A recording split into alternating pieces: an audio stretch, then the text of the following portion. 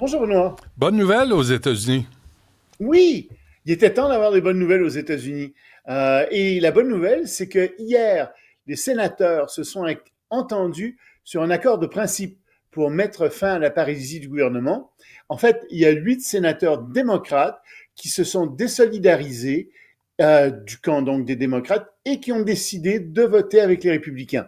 Donc, c'est pas un accord très fort pour les démocrates. Hmm. C'est un accord qui va permettre aux gens, aux 42 millions d'Américains qui vivent avec des bons alimentaires, de recevoir toujours leur aide alimentaire. C'est déjà ça. C'est un accord aussi qui va permettre aux fonctionnaires qui rentrent au travail de recevoir leur plein salaire pour les jours qu'ils ont manqués et qui, en théorie, va permettre aux fonctionnaires d'être réembauchés s'ils ont été renvoyés injustement par Donald Trump. Troisièmement, ça c'est très, c'est vraiment un coup de dé, je pense pas que ça marche, personne ne pense que ça va marcher. Il va y avoir un vote en décembre sur le prolongement de l'Obamacare, ça fonctionnera probablement pas. Donc, ils ont obtenu ça, enfin en fonction de ça, on va voter probablement pour prolonger, élever le plafond du budget, probablement jusqu'en janvier, peut-être plus, on verra. On se souvient qu'au Sénat, ça prend pour ce genre de vote une majorité de 60 sénateurs sur 100. C'est pour ça qu'ils ont du mal à le faire passer. Faudra que ça aille à la Chambre des représentants ensuite. Mais la raison réelle pour laquelle c'est en train de débloquer, c'est qu'il y a la Thanksgiving, l'action de grâce américaine qui s'en vient. Puis pour les Américains, l'action de grâce, c'est au moins aussi important que Noël, sinon dans certaines familles plus important que Noël. Et c'est l'occasion pour toutes les familles élargies aux États-Unis de se retrouver à la table familiale. Et donc des gens prennent l'avion de partout aux États-Unis pour se retrouver chez leurs parents, chez leurs sœurs, chez leurs frères, je sais pas, ça dépend.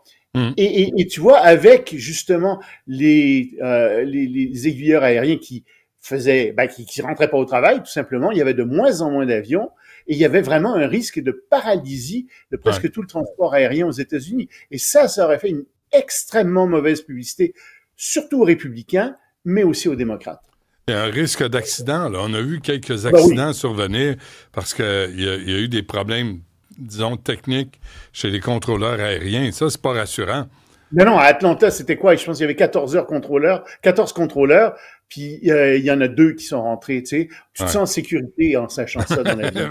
Pas tant. Bon, ouverture, ça c'est important. Ouverture aujourd'hui de la COP 30 au Brésil. On a une image pour toi, Loïc, là, montrer à quel point c'est sérieux. T'as le Vas-y. prince William qui est dans son jet privé en direction du Brésil. Ça, regarde-le, là, s'il est fier. Là, il prend des notes, fait Oui. semblant de prendre des notes. C'est peut-être un abécédaire, je sais pas, hein. Ouais.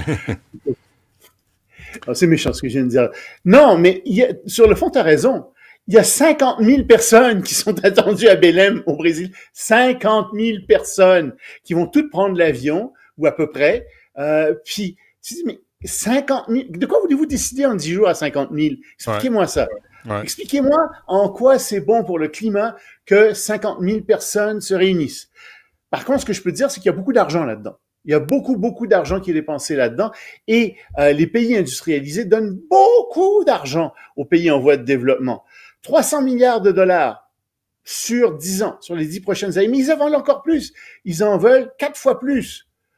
Alors, il y a ça aussi derrière toute cette histoire de la COP 30. Il y a beaucoup d'argent qui est dépensé. Il y a beaucoup de délégations qui vont là tout frais payés. Donc, c'est agréable d'aller là-bas. Puis, il y a un autre problème derrière tout ça. Tu sais, on donne de l'argent aux pays en voie de développement pour qu'ils cessent d'émettre des gaz à effet de serre. En théorie, c'est très, très bien.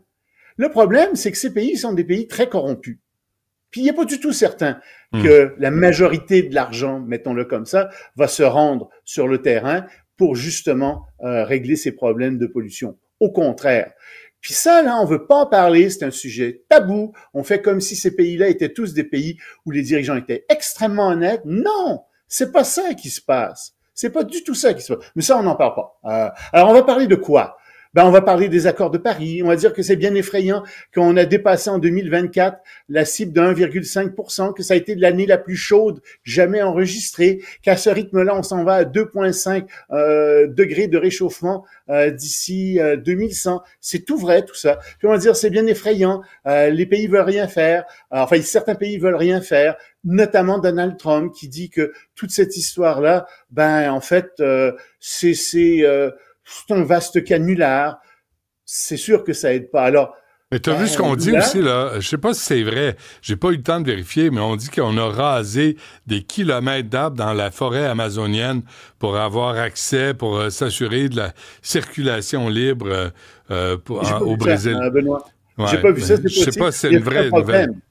Oui, il y a un problème avec la forêt amazonienne qui est effectivement rasée. Mais tu sais, la forêt amazonienne, là, c'est pas un capteur de CO2 réel. Ça émet autant de CO2 ou à peu près que ça en capte. C'est pas là que se fait la captation de CO2 non plus. Bon, c'est triste pour la diversité végétale, c'est triste pour toutes sortes de choses, mais il y a beaucoup de fausses idées qui circulent sur le rôle de la forêt amazonienne, qui reste un joyau, là. C'est pas ça que je mets en doute. Mais c'est juste que ça n'a pas un rôle qu'on pense dans la captation de CO2. Mais pour en revenir à ça, tu sais, Lula a quasiment, ben, il n'y a pas beaucoup d'espoir dans cette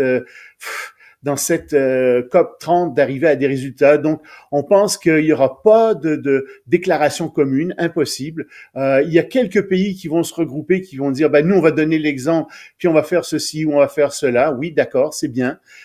Puis on va se pencher sur des problèmes techniques. On va essayer de résoudre toutes sortes de problèmes, comment détecter les émissions de CO2 de ceci ou de cela, comment résoudre certains problèmes de pollution.